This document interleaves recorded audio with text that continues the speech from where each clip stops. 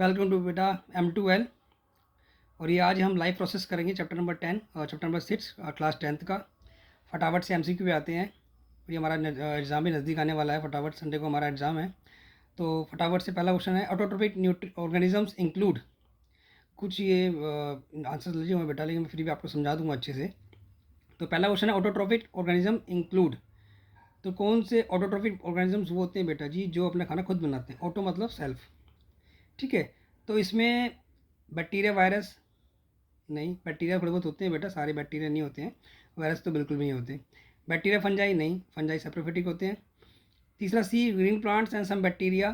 Green plants and all bacteria. तो देखो green plants तो बेटा जो ग्रीन प्लांट्स है उसमें क्लोरोफिल है, मतलब क्लोरोप्लास्ट है, क्लोरोफिल है उसके अंदर, और खाना वो अपने आप बनाएगा। तो ग्रीन प्लांट्स तो होगा ही होगा। अब सम बैक्टीरिया, ऑल बैक्टीरिया। तो बेटा कुछ बैक्टीरिया होते हैं जैसे BGA, ब्लू एलगी वगैरह होते हैं जो अपना खाना खुद बनाते हैं, उन्हें वो इसी कैटेगरी में आते हैं। आंसर सी होगा। A gland, question number second, a gland not associated with the elementary कनाल। वो ग्लैंड बताना है आपको जो एलिमेंट्री कनाल से एसोसिएट नहीं है, जुड़ा हुआ नहीं है। तो पहला है लीवर, सेलेवरी ग्लैंड, दूसरा पैंक्रियास, तीसरा, चौथा एड्रिनल।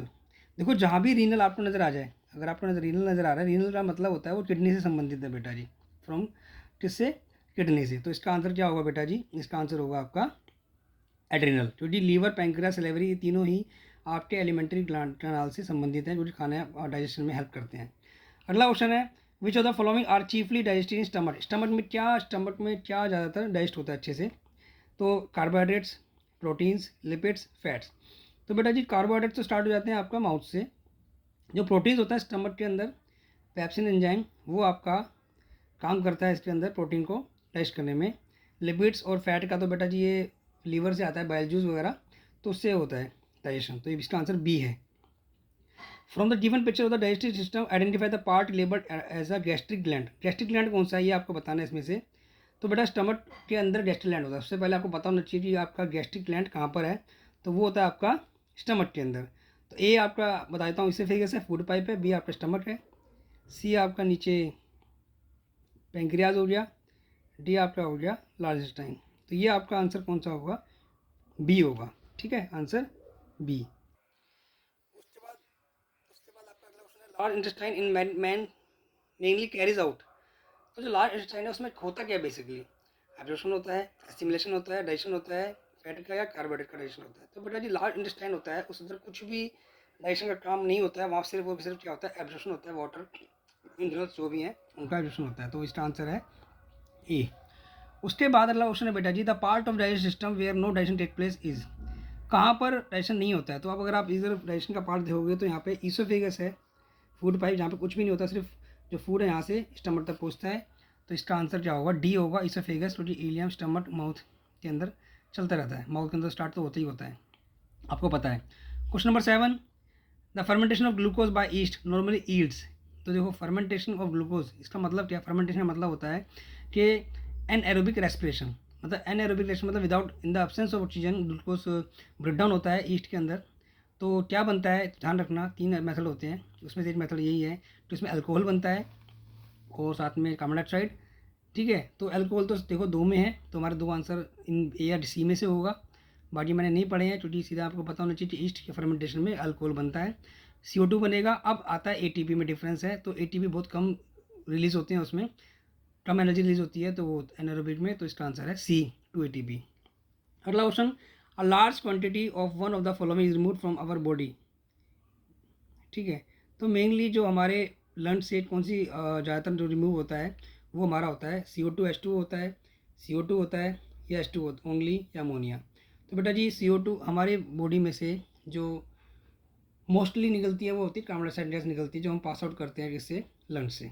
ठीक है, अगला question, in respiration air passage through. देखो अगर बात करते हैं हम रेस्पिरेशन की, तो कहाँ से एयर पैसेज थ्रू होता है, तो वो होता है बेटा जी आपको पता है नोस्ट्रल होते हैं हमारे, नेजल कैविटी होती है, सबसे पहले नेजल कैविटी आएगी, फेरेंस गले में पहुँचे आप। तो नेजल कैविटी सबसे पहले है, और पहला ये आपको नजर आ रहा होगा, बाकी ऑप्शन देखने की जरूरत नहीं है आपको, क्योंकि फेरेंस से स्टार्ट नहीं होता, ना ही लैरेंस से होता है स्टार्ट, नेजल कैविटी से होता है। तो आपका आंसर बी है। अगला क्वेश्चन क्या है बेटा जी आपका, अ biochemical compound that readily combines with oxygen and distributes it through out the human body is. तो एक कंपाउंड है जो बहुत जल्दी कंबाइन करता है ऑक्सीजन से, और सब में ह्यूमन बॉडी में वो डिस्ट्रीब्यूट कर देता है। तो देखो वाटर नहीं, वाटर में तो इटसेल्फ ऑक्सीजन है, यूरिया नहीं, NH2 उसमें ऑक्सीजन वो नहीं करता कंबाइन। हीमोग्लोबिन सुना है आपने, एसिटाइकोलिन। एसिटाइकोलिन आपका एक न्यूरोट्रांसमीटर होता है जो नर्वस सिस्टम में काम करता है। तो इसका आंसर हीमोग्लोबिन है, आपने सुना होगा हमारे ब्लड में हीमोग्लोबिन होता है, वही ऑक्सीजन को क्या करता है, ऑक्सीजन को आपका कंबाइन करेगा ऑक्सीजन से और सारी पूरी बॉडी पार्ट्स में पहुंचा देगा। इसका आंसर सी। अगला ऑप्शन है the process in which loss of water take place in the form of water vapour through stomata is called. तो भाई वाटर वेपर लॉस क्या होता है, ट्रांसपोर्टेशन। स्टोमाटा से ट्रांसपोर्टेशन क्या होता है बेटा जी, आपका ट्रांसपोर्ट करना चीज़ों को। ट्रांसपीरेशन वाटर वेपर की फॉर्म में वाटर का लॉस होना। गटेशन भी पानी के वाटर का लॉस होना होता है एक तरह से, लेकिन ये ज़्यादातर उसमें होता है दूसरे प्लांट्स में जो कैक्टस वगैरह होते हैं। और ट्रांसलोकेशन मतलब फूड ट्रांसपोर्ट, तो इसका आंसर बी होगा ट्रांसपीरेशन, जिसमें स्टोमाटा थ्रू वाटर वेपर के थ्रू वाटर लॉस होता है। अगला ऑप्शन है बेटा जी normal blood pressure systolic diastolic is. जो ब्लड प्रेशर नॉर्मल होता है वो होता है हमारा 120/80। तो ये आपको पता होना चाहिए 120/80 होता है, तो आपको बाकी ऑप्शन देखने ही नहीं है। 120 वाले 2 ऑप्शन है और उसमें 80 और 20/60 वाला ये ऑप्शन है, 80 वाला ये ऑप्शन है ए। तो इसका आंसर ए होगा। Blood pressure is measured by an instrument called barometer. Barometer से प्रेशर नापते हैं। स्पैगोनोमीटर, स्पैगोमैनोमीटर, ये आपका ही ये जो आपका इसी से आपका ब्लड प्रेशर नापा जाता है, जो मशीन होती है, ठीक है, इंस्ट्रूमेंट होता है। और बाकी ये चीज़ें इसमें ब्लड प्रेशर में नापने में काम नहीं आती हैं। आपका आंसर इसमें बी होगा, ठीक है, ये आपने पढ़ा भी होगा। अगला ऑप्शन है which of the following statement is not correct. कौन सी ठीक नहीं है। तो deoxygen blood is poured into right atrium of heart, ये बिल्कुल ठीक है, राइट एट्रियम में आपका डीऑक्सीजन ब्लड आता है। एसटीटी units of platforms are flame cells, ये भी ठीक है बेटा, फ्लेम सेल्स होते हैं जो एसटीटी यूनिट्स हैं। जैसे हमारे में एसटीटी यूनिट्स क्या हैं, किडनी है, वहाँ प्लेटफॉर्म्स में फ्लेम सेल्स होते हैं। Human kidney has about 1 million nephridia, देखते हैं। नेफ्रेटेड vessel are non living conducting tissue, ये भी ठीक है। तो इसका आंसर जो होगा बेटा जी, इसका आंसर सी होगा, क्योंकि ह्यूमन किडनी के अंदर 1 मिलियन नेफ्रेडिया नहीं होते, ठीक है। उसके बाद अगला क्वेश्चन क्या है बेटा जी, which of the following statement about the autotroph is incorrect. Autotroph के लिए कौन सी जो स्टेटमेंट है वो गलत है। They synthesize carbohydrates from carbon dioxide and water in the presence of sunlight and chlorophyll. ये प्रॉपर उन्होंने डेफिनेशन दे रखी है आपको फोटोसिंथेसिस की, जो कि सही है ऑटोट्रॉफ के लिए। They store carbohydrates in the form of starch, ये भी एकदम ठीक है, क्योंकि वो कार्बोहाइड्रेट्स को स्टोर करते हैं इन द फॉर्म ऑफ स्टार्च।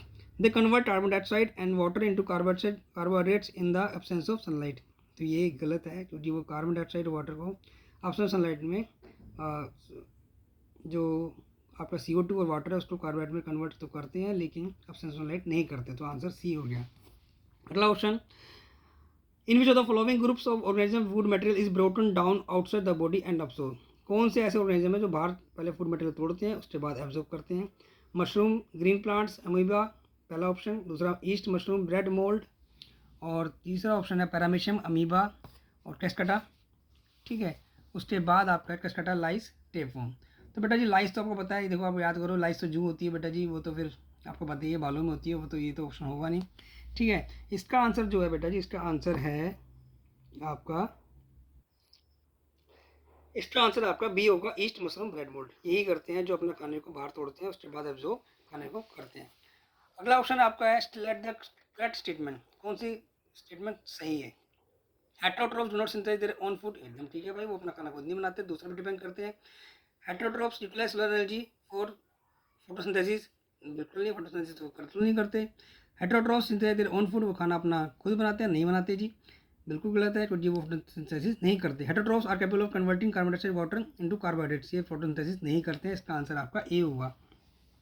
अगला क्वेश्चन है आपका विच of the following sequence of parts in human elementary कनाल क्या होता है। सबसे पहले माउथ से स्टार्ट होता है एलिमेंट्री कनाल आपका, डाइजेशन से रिलेटेड है। माउथ से इसोफेगस आता है, फूड पाइप आपका, फिर स्टमक आता है, स्टमक के बाद आपका आता है स्मॉल इंटेस्टाइन, फिर आता है लार्ज इंटेस्टाइन। तो ये आपका कौन सा होगा ऑप्शन, ये ऑप्शन आपका डी, ठीक है। उसके बाद if selenium amylase is lacking in the saliva, salivary amylase saliva में नहीं होगा, तो विच of the following events in the mouth cavity will be affected, उससे किस कौन सा जो एक्टिविटी है वो अफेक्ट होगा। Protein breaking down into amino acid, ये होगा नहीं, क्योंकि वो कार्बोहाइड्रेट पे काम करता है।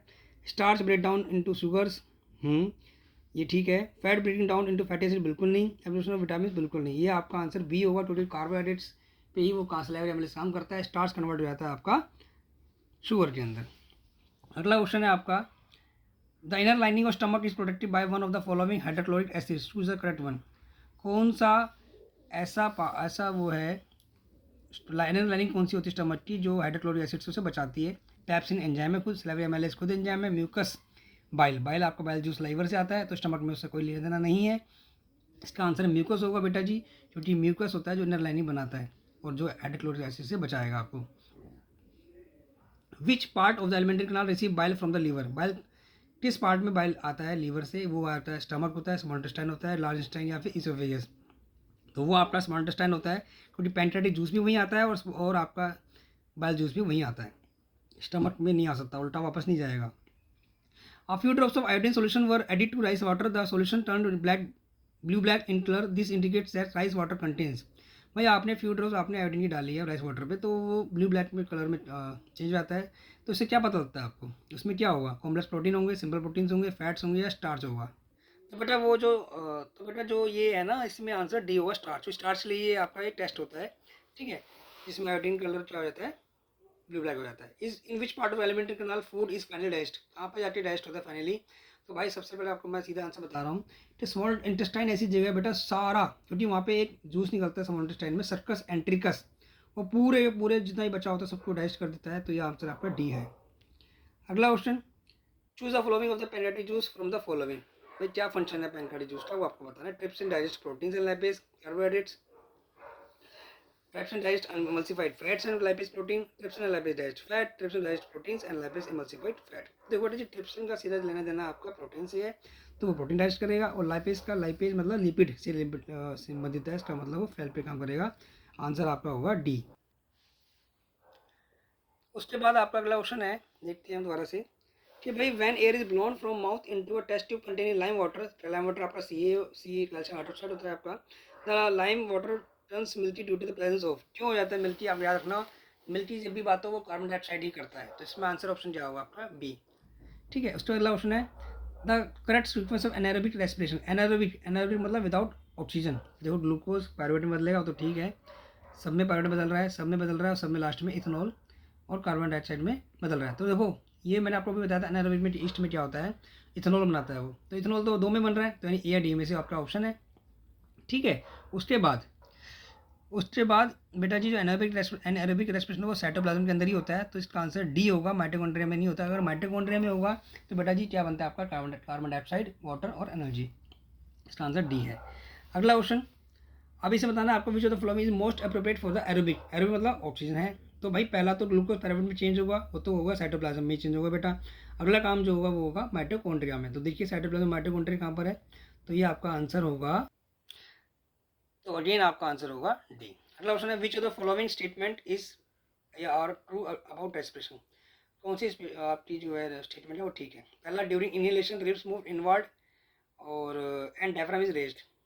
तो भाई जब आप सांस लेते हैं, इनहेलेशन करते हैं, तो आपकी सांस फूल जाती है, रिब्स आउटवर्ड होनी चाहिए ना कि इनवर्ड, ठीक है, उन्होंने सही पूछी हमसे। In the alveoli exchange of gases take place, oxygen from alveoli air diffuse into blood, ये ठीक है, और carbon dioxide from the blood into alveoli air, ये ठीक है। अगला देखते हैं हम, तीसरा पॉइंट क्या है। उसके बाद क्वेश्चन आपका अगला मतलब पार्ट है, haemoglobin has greater affinity for carbon dioxide than oxygen, ये भी ठीक है। Fourth, alveoli increase surface area for exchange of gases, alveoli अपना इंक्रीज करते सरफेस एरिया को बढ़ा देते हैं एक्सचेंज ऑफ गैसेज के लिए। तो इसका ऑप्शन दूसरा तीसरा चौथा चारों तीनों ही ठीक है, लेकिन आंसर जो दिया हुआ है इसके अंदर फिलहाल के लिए, इसमें आंसर आपका 2D दिया हुआ है, सेकंड एंड फोर्थ, ठीक है। हीमोग्लोबिन की एफिनिटी जो होती है कार्बन डाइऑक्साइड के लिए ज़्यादा होती है, ठीक है। अगर आपके दो पूछा जाए तो आपको यही ऑप्शन आपको लगाना होगा, ठीक है, क्योंकि फर्स्ट और सेकंड का ऑप्शन के साथ में नहीं है। अगला ऑप्शन, अगर इसमें सॉरी बेटा, अगर इसमें कुछ और एक बार मैं इसको देख लूँ, चेक कर लूँ बेटा, अगर कोई लगेगा मुझे तो इसको क्लियर कर दूँगा क्वेश्चन को आपको, ठीक है, आपको दिक्कत नहीं होनी चाहिए। अगला ऑप्शन है which is the correct sequence of air passage during inhalation. Inhalation के दौरान कौन सा एयर पैसेज रहता है, तो पहला वही है नोस्ट्रल है, फिर आपका फेरेंस होता है बेटा, मैंने आपको पीछे बताया था अभी, ठीक है।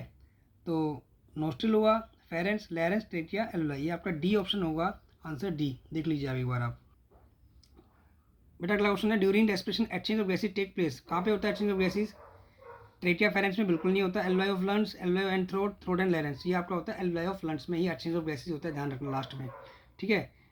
उसके बाद विच of the following statement is correct और ट्रू और about heart. Left atrium receive ocean blood, ये ठीक है। About from different parts of body, नहीं ये भी नहीं, ठीक नहीं है, जल्दी बोल दिया मैंने। Well right atrium receive ocean blood from the lungs, नहीं बेटा। और लंग्स से ऑक्सीजन साफ होकर आता है, हमेशा ऑक्सीजनेटेड होकर आता है, और पूरी बॉडी पार्ट से डीऑक्सीजनेटेड होकर आता है, ठीक है। Left ventricle pumps oxygen blood to different parts of body, well right जो होता है आपका ventricle pumps oxygen blood to lungs. चलो देख लेते हैं अभी आगे। Left atrium transfer oxygen blood to right ventricle which send it to different parts of body. चलो अगला लास्ट है आपका, right atrium receive deoxygenated blood from different parts of the body while left ventricle pumps oxygen blood to the different parts of body. चलो देखते हैं दोबारा से इसका आंसर क्या होगा। तो बेटा जी इसमें जो ऑप्शन है वो आपका दूसरा होगा, ध्यान से दीजिए। क्योंकि लेफ्ट वेंट्रिकल में वो ऑक्सीजन ब्लड को पंप करता है, वेंट्रिकल एट्रियम से नीचे होता है, और वहाँ से थोड़ी लेफ्ट वाले पार्ट में ऑक्सीजन ब्लड आता है, वो पूरे बॉडी पार्ट में जाता है, और राइट वेंट्रिकल क्या करता है, डीऑक्सीजन ब्लड को राइट वेंट्रिकल नीचे एट्रियम से नीचे वाला वो भेजता है लंग्स में, ताकि वहाँ से ऑक्सीजनेटेड होके आ जाए, ठीक है। इसका आंसर जो होगा सेकंड होगा, मतलब बी ऑप्शन। अगला ऑप्शन क्या है आपका, फिर वही आ गया, विच is the current situation of air passage during inhalation. ठीक है, ये आपको मैंने बता दिया था अभी, यहाँ पर आप करोगे आप। अरे सॉरी, मैंने दोबारा से वो क्वेश्चन पढ़ दिया, यहाँ पे आना है। What prevents back flow of blood inside the heart during contraction. कौन सा बैक फ्लो ब्लड को वापस हार्ट के अंदर रोकता है कि वापस ना हो, ठीक है। ये होते हैं आपके walls in the heart, thick muscular wall of the ventricle, thin walls of arteria, inner lining of heart. बेटा वॉल्स होते हैं, ध्यान रखना, वॉल होते हैं जो बैक फ्लो ब्लड को प्रिवेंट करते हैं। अगला ऑप्शन है, single circulation blood flow through the heart only once during one cycle of passage through the body is exhibited. मतलब एक ही बार एक सिंगल सर्कुलेशन होता है, किन में होता है ये आपको बताना है। तो इसका ऑप्शन होगा, तो बेटा जी आपको याद करना पड़ेगा, इसका आंसर जो है वो होता है आपका ये हिप्पोकैम्पस, एक्सोट्रिटस और एनाबेस, ठीक है। ये इसका आंसर बी ऑप्शन आंसर होगा इसका, ठीक है। ये आपको याद करना है बेटा, ठीक है। In which of the following ventricular group heart does not pump oxygen blood to different parts of the body. जिसमें हार्ट पंप नहीं करता ऑक्सीजन ब्लड को पूरे डिफरेंट पार्ट्स ऑफ बॉडी में, pisces, amphibians reptiles, amphibians only, pisces only, ठीक है। बेटा Pisces का मतलब होता है मछलियाँ, तो मछलियों में ही ऐसा होता है कि वो वहाँ पे ऑक्सीजन ब्लड को पंप नहीं किया जाता डिफरेंट पार्ट्स ऑफ बॉडी में, क्योंकि वो सिंगल वाटर से ही जो पानी लेती हैं उसी से वो ऑक्सीजन को डिफ्यूज़ कर लेती हैं अपने अंदर। Choose the correct statement that describe arteries. They have thin walls, elastic wall, blood flows under high pressure, collect blood from different organs and bring it back to the heart। चलो भाई देख लेते हैं। अगला ऑप्शन है इसका, they have thin walls with walls inside, blood flow through under low pressure and carries blood away from the heart to various organs of the body। They have C option, they have thick elastic walls, blood flow under low pressure, carry blood from the heart to various organs in the body। They have thick elastic walls without walls inside, blood flow under high pressure and carry blood away from the heart to different parts of the body. तो पहली बात तो मैं आपको बता दूं कि जो आर्टरीज होती हैं ब्लड अवे ले जाती हैं, हार्ट से दूर ले जाती हैं, और उन पर फ्लो जो ब्लड प्रेशर होता है, वो जो ब्लड होता है हाई ब्लड प्रेशर से वो फ्लो करती हैं। तो इसका आंसर जो है तो आप देख लेंगे अच्छे से, इसका आंसर डी होगा। अगर आप बाकी देखते हैं, थोड़ी इनकी थिक वॉल होती हैं और हाई ब्लड प्रेशर, क्योंकि इनके अंदर जो ब्लड फ्लो करता है वो हाई ब्लड प्रेशर होता है, और इनके अंदर वाल्व्स की जरूरत नहीं पड़ती है, और हार्ट को ये और हार्ट से दूर ले जाती है ब्लड को। इसका आंसर डी होगा।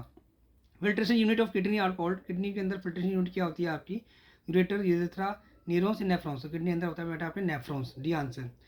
Oxygen liberated during photosynthesis comes from, तो कहाँ से आती है, वाटर से, क्लोरोफिल से, कार्बन डाइऑक्साइड से, ग्लूकोज से। उसका आंसर ए होगा, वाटर से ही ऑक्सीजन रिलीज होती है during photosynthesis. The blood living the tissue becomes richer in, जो ब्लड लीव करेगा टिश्यू से उसके अंदर क्या होगा, कार्बन डाइऑक्साइड होगी, वाटर होगा, हीमोग्लोबिन होगा, ऑक्सीजन होगा।